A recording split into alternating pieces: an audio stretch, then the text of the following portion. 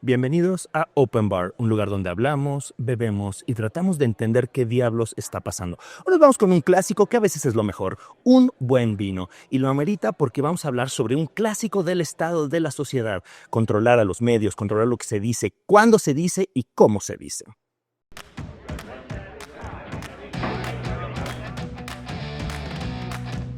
Un lugar para informarse, un lugar para analizar y un lugar para disfrutar.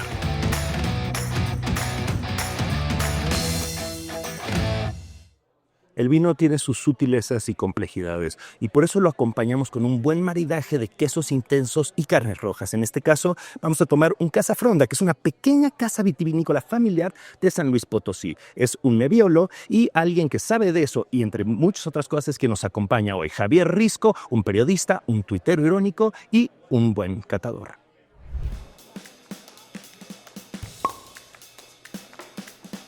Vamos a usar un decantador para que respire el vino, porque me dicen, quienes saben mucho más de vino que yo, que hay que dejarlo respirar. Lo hacen. Hace que se abra el buque. Y además así sabes cuánto vas a servir, porque de pronto pues, se te puede ir pasar la mano.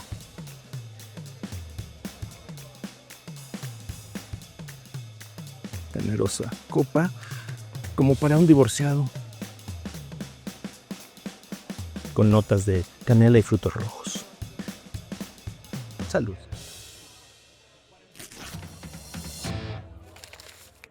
Muchas gracias, Risco, por estar aquí. Salud. Muchas gracias. Y por supuesto, Miriam Castillo, nuestra querida colega de México 5.0.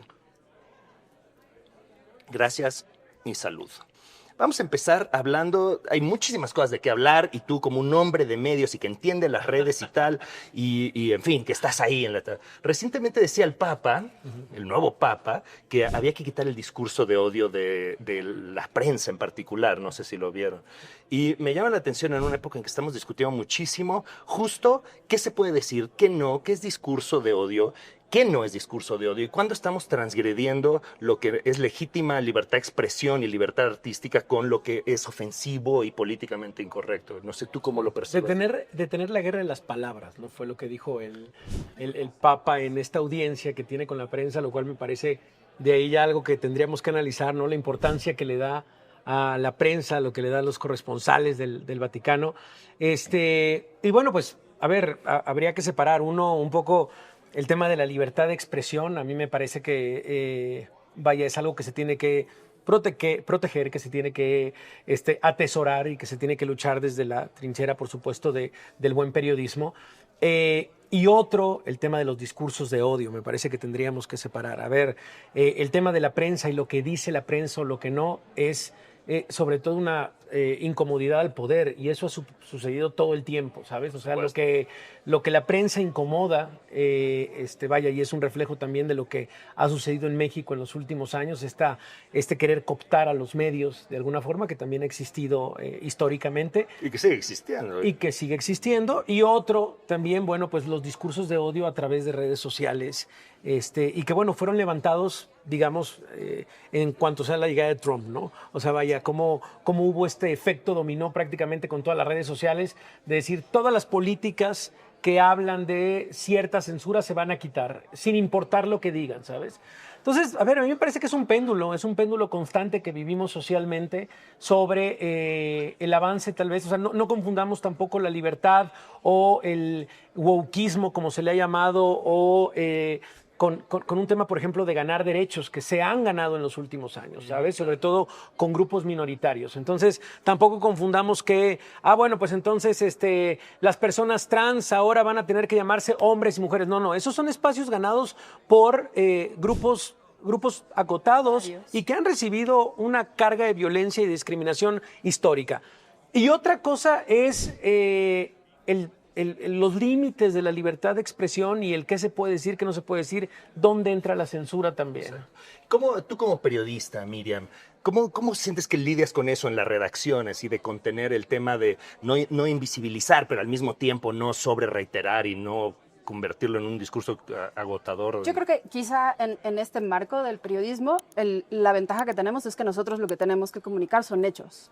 Digamos, las percepciones pueden estar en otro ámbito, el asunto de la opinión y cómo se transmite y cómo se abre el abanico a quienes, digamos, tienen una voz. Me parece que viene acompañado con un asunto de cuántos argumentos se tienen, cuántos hechos y cuántos hechos verificados. Es decir, creo que en este, digamos, en este abanico de las redes que se han abierto y las posibilidades que hemos tenido ahora de tener una información tan cerca, creo que nos ha faltado a nosotros como medios alcanzar a valorar o a poner en el punto cuál es nuestra función, porque nosotros somos distintos de un youtubero o de alguien que difunde la información. ¿Qué somos? Es decir, por favor, dime qué somos. bueno, lo intentamos, Hacemos lo que pero podemos. la diferencia que tenemos que hacer es que nosotros verificamos la información y tenemos hechos que contrastan con dichos y con Agendas cosas políticas. Exactamente. Suelen tener. Por ejemplo, ahora con la difusión o el nombramiento que tiene, no la difusión, el nombramiento que tuvo dentro de la Secretaría de Salud en Estados Unidos, llegó una youtubera que no tiene datos ciertos. Entonces, la intención o la función de la prensa es desmentir esos datos y asegurar por qué son falsos, con hechos científicos y con estudios, y de alguna manera creo que el reto que tenemos nosotros como periodistas es construir la credibilidad. No importa los cambios externos que haya, mantenerla para que siempre seamos un punto en donde retornar, para que tengas un punto de referencia. De un péndulo que me parece interesante porque surge primero lo políticamente incorrecto, ¿no? Y entonces tenemos que cuidar no ser políticamente incorrectos y no ofender a etnias o a mujeres o a grupos sociales específicos. Después el wokismo va ganando poder y se va volviendo casi una fuerza censora para mucha gente que termina teniendo un contragolpe, ¿no? Alguien que hablaba de eso desde el feminismo era Virginie Despentes en Querido Come Mierda, no sé si has tenido la oportunidad, y ella hace una crítica de cómo la cultura de la cancelación, que se justifica por opresión milenaria, digamos, terminó siendo contraproducente, ¿no? Y los medios quedamos atrapados en esa dialéctica de qué sí se puede decir y cuándo no, y qué chingazo. O qué se puede hacer o no. También hablaba hace algunas semanas con Jesús Silva Herzog Márquez, con mi querido Chucho, y decía como un poco esta reflexión sobre cuáles son los límites del sentido común. Porque decía, hay una discusión social en Estados Unidos sobre estos animales de compañía en los aviones. Claro. Decía, hay una mujer que dice, bueno, mi animal de compañía y mi, digamos, sustento psicológico para poder enfrentar mis miedos de los aviones es un pavo real. Entonces, quiero subirme al pavo real con el avión. Al revés. Digo, no sé si quiero subir al pavo real, pero es más bien quiero subirme al avión con el pavo real. Sí, quiero subir al pavo real. Exactamente, bueno. Ya en este mundo del sentido común en el que se disuelve, es como, bueno, quiero subir al pavo real como mi animal de contención. Y la pregunta que se hacían, varios estudios en Estados Unidos, es, bueno, es sentido común, perdón, no puedes subir un pavo real a un avión. O sea, respeto, por supuesto, que necesitas una labor de contención, etcétera, pero no puede ser esa la salida. O sea, no puede ser que meta 3 puercoespines porque son... Entonces, es súper interesante Una pinche boa constrictor, porque pues me abraza muy padre. Y también, digo, y poniendo el mismo ejemplo, hubo hace algunos, como 6, 7 meses, todo un debate en Colombia, porque de pronto se sube una persona, un periodista, a un avión y dice, chinga, hay 16 perros de compañía en el vuelo. Entonces lo que dicen en Colombia es... Con que ya viajen con sus hijos, ya Y ya que... ya han viajado con 16 bebés, sí. No, es y horrible. descubre esta persona, dice, bueno, a ver, vamos a investigar cuántos psicólogos realmente, o sea, cómo descubre un mercado negro de certificados de gente que dice, oye, pues quiero mucho a mi perro, No quiero que vaya. no quiero que vaya abajo porque no sé qué le pasa. Entonces, oye, Andrés, tú, Sí. pásame una firma, ¿no? Los dicen, sí, pues te salen $200. Listo, ahí están, y ahí va. Y dice él, perdón, ¿cuáles son los límites, sabes? O sea, ¿por qué van 16 perros en este vuelo? ¿Y por qué están 8 ladrando en este momento? Y ese güey, y eso es un poco también hacia de esto de decir, permitamos todo, porque todos tienen derecho a decir, oye, pues yo necesito una contención y respeta también mi contención y tal. ¿Cuánto es ese sentido común también de actuar socialmente? Por supuesto. Entonces, ¿cuál es tu percepción sobre ese movimiento que hay? Porque de pronto, en efecto, se nos olvida que pues, los derechos de uno terminan donde empiezan los derechos de los demás, ¿no? En donde empiezan Pero los tuyos. Sí. ajá, exactamente. Entonces, el sobreempoderamiento termina siendo transgresor, ¿no? Que son luchas sociales que terminan volviéndose una guerra Sí, y al interna. mismo tiempo, las minorías siguen peleando por los espacios que Claro. ganaron de alguna manera y van en retroceso. Es decir, de pronto es como, ya tienen demasiados derechos, no lo sé.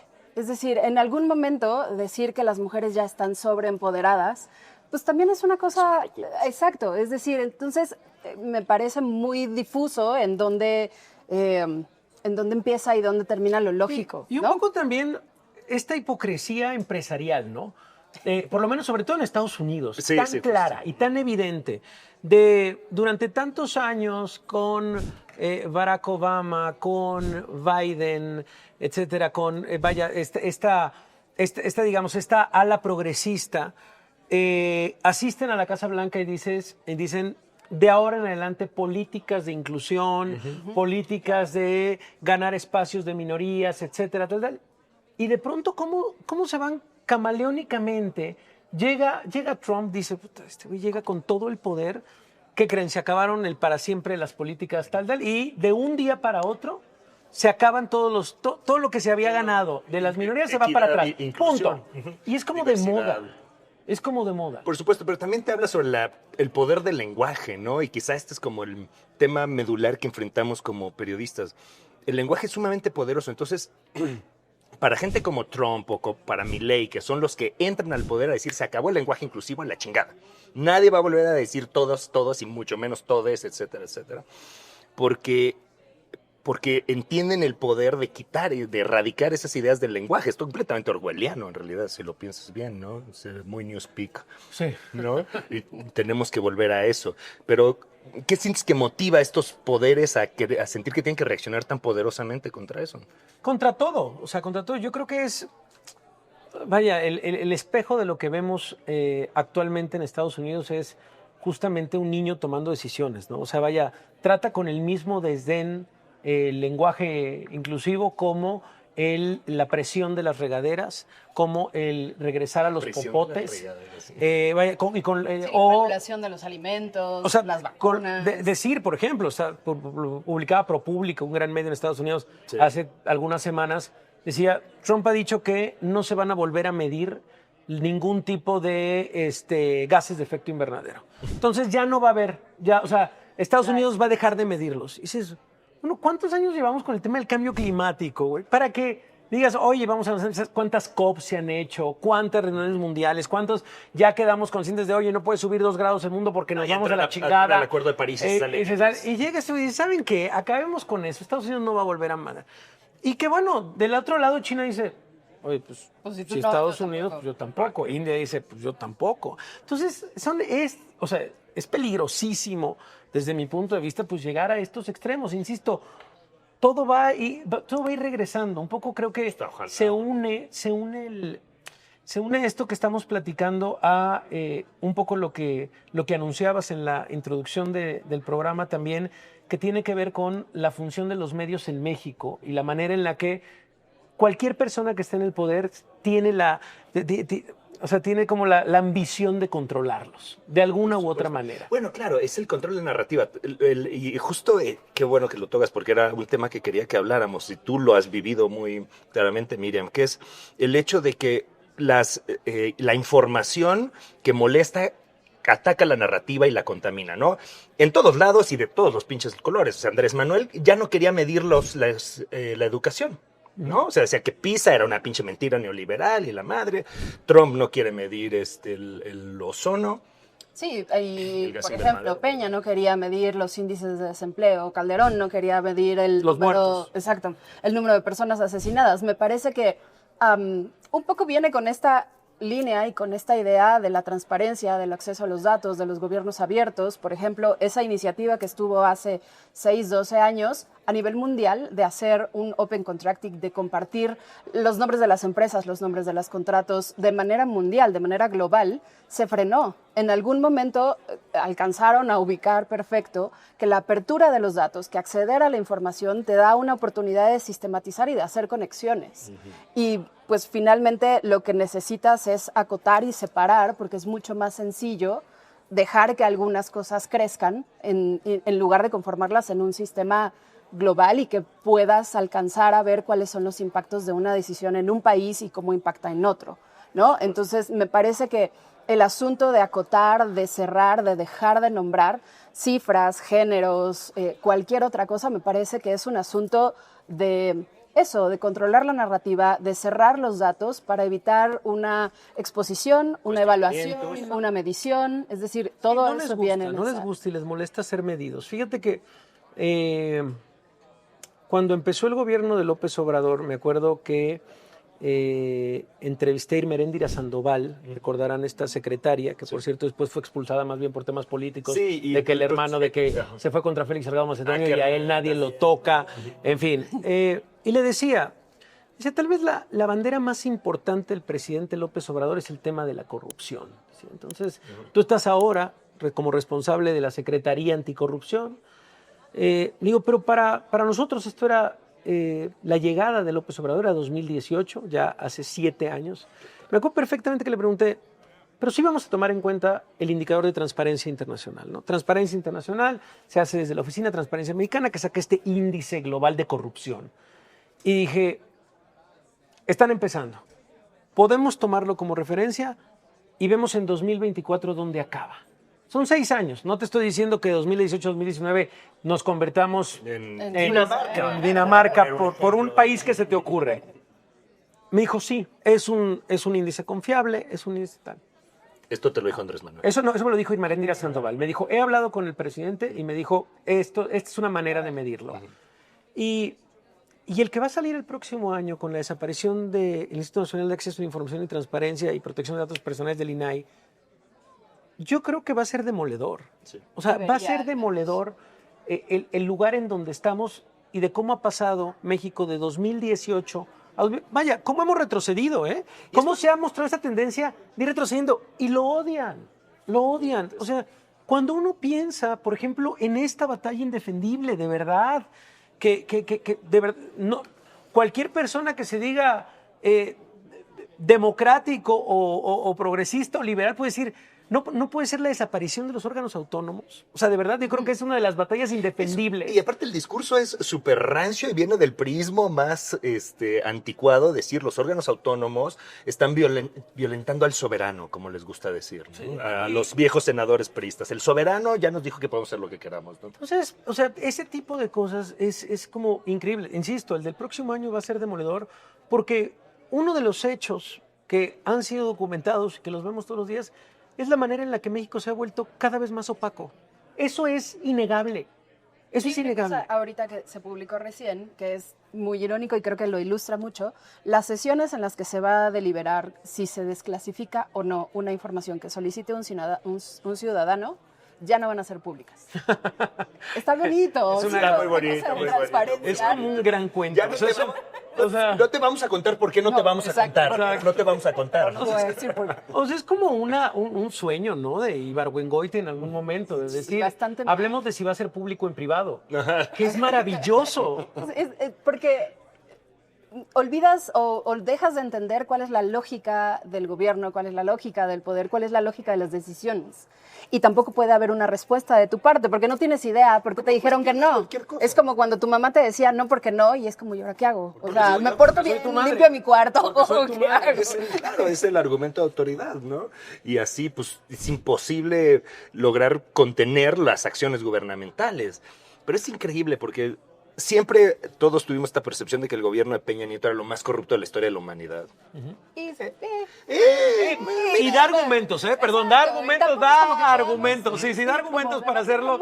Digamos, que se cuelga eso. Y tenemos mucho por qué pensar que en efecto, pero no tenemos por qué suponer que esto es especialmente menos corrupto ahorita. O sea, de lo que sabemos, perdón, están hablando de Cedillo y el Fobaproa. Esta pinche impresión de ser eternos. Eso es. O sea, a lo que voy es,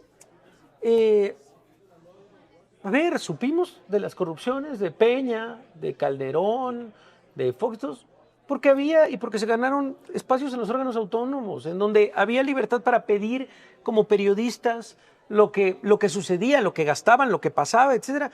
Y por eso, dentro de las banderas que siempre levantó López Obrador y la propia Claudia Sheinbaum, fueron los ejemplos del pasado, los ejemplos de, oigan, la estafa maestra. Claro. Fue una ratería lo de la estafa maestra. ¿A quién le vamos a platicar? Oye, o este tema de Duarte. Lo de Duarte y lo de la secretaria. Perdón, es porque había órganos. Entonces, siento que tienen en la cabeza esto de decir, ya llegamos y nos vamos a eternizar. O Y sea, eso es un punto muy interesante porque es algo que he discutido con personas afines al gobierno, de que, ok, desmantelaron toda esta estructura de estos contrapesos, estos controles. ¿Qué va a pasar cuando llegue alguien de otro color? Porque tarde o temprano, suponemos, va a llegar alguien de otro color y le van a haber entregado todas estas herramientas para ocultar, mantener la opacidad, tomar decisiones arbitrarias. Es sumamente delicado, ¿no? es hipócrita, es delicado y es un exceso de poder. Y yo creo que es también corto de miras, porque a lo mejor no va a cambiar de color, pero va a cambiar de corriente. Siempre hay un perredista dispuesto a pegarle a otro perredista y aplica igual en Morena. Claro, El ese- PRI terminó cediendo el poder por divisiones al interior del PRI. Es decir, y a mí me parece que a Morena le puede pasar cualquier día, quizá en un ciclo mucho le más está rápido. pasando, o le está pasando. Dicen que la mejor oposición de Morena es Morena. Por Claro. supuesto, con la otra oposición pues no está difícil. Pero por supuesto, cualquier día va a salir el movimiento democrático morenista, como pasó con el PRI en los 80s, ¿no? Sí, Y arre. no, bueno, y las herramientas que tenemos como ciudadanos son mucho menos que lo que teníamos. Entonces, vaya, es una demostración de poder vaya, que nos va cooptando también. Es interesante también cómo las propias redes sociales, híjole, ya son instrumentos, por ejemplo, yo ya no sé qué chingados pasó, pero el algoritmo de Twitter ya nunca sale a la gente que sigo. Ya nunca sale a la gente. Ya, o sea, me salen, güey. Es lo que les da la gana. pero Los que algoritmos yo ya digo, nos güey, dominan. o sea, no, atropellan a conejo y digo, ¿por qué voy a ver un conejo atropellado, güey? Yo sí lo vería. ¿Quién hace? Le dices, sí, dices como, ¿por qué? ¿Sabes? O sea, el peso, por ejemplo, de una red como Twitter que se había convertido, pues en una arena en donde, bueno, pues se podían, digamos, expresar, sí, en ciertas esferas que tenían cierto eco y tal, pero ahora ya no se tiene. Sí, tal vez la corriente TikTok, pero por ejemplo, cuando me siento con la gente de TikTok me lo repiten todos los me dicen, Risco, es que TikTok no es una red social. TikTok es entretenimiento. Sí, claro. Eso es. Ya estamos TikTok todos es una tratando de figurar en TikTok es una televisión, cabrón. Eso es.